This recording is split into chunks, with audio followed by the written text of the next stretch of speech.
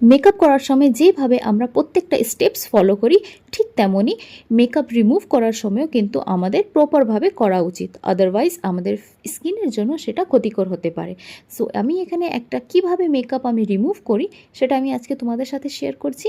তো আমি এখানে একটা ড্রাই ফেস টিস্যু নিয়েছি আর সেখানে আমি ক্লিনজিং মিল্ক দিয়েছি আর সেটা দিয়ে আমি পুরোটা স্কিনকে আমি ক্লিন করছি। সেটা তোমরা দেখতেই পারছো কতটা আমার যে স্কিনে যে লাগানো হয়েছিল যত মেকআপের প্রোডাক্টসগুলো সেগুলো বেরিয়ে যাচ্ছে।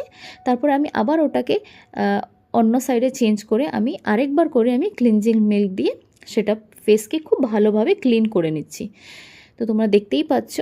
অ্যান্ড তারপরে অবশ্যই কিন্তু আই মেকআপকে খুব ভালোভাবে ক্লিন করে নেওয়া উচিত।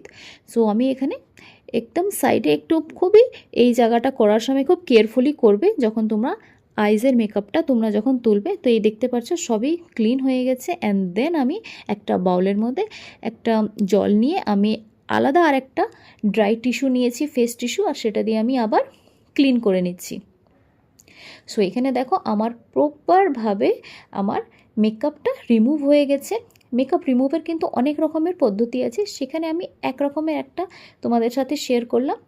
নেক্সট টাইম আরও কিছু টাইপস আমি শেয়ার করব। অ্যান্ড দেন আফটার আমি ময়েশ্চারাইজার অ্যাপ্লাই করে নিচ্ছি, বিকজ এই সময় ক্লিনজিং করে নেওয়ার পর অনেক সময় স্কিনটা ড্রাই হয়ে যায়, হয়তো অনেক সময় ক্লিন করার সময় একটু স্কিনে যদি বেশি রব হয়ে যায় তাহলে সেক্ষেত্রে আমাদের ময়েশ্চারাইজারটা সেটা হিল করতে সাহায্য করবে। সো হোপ সো আজকের ভিডিওটা তোমাদের একটু ইউজফুল হতেই পারে। তো চলো নেক্সট ভিডিওতে তোমাদের সাথে আবার দেখা হবে। Bye bye.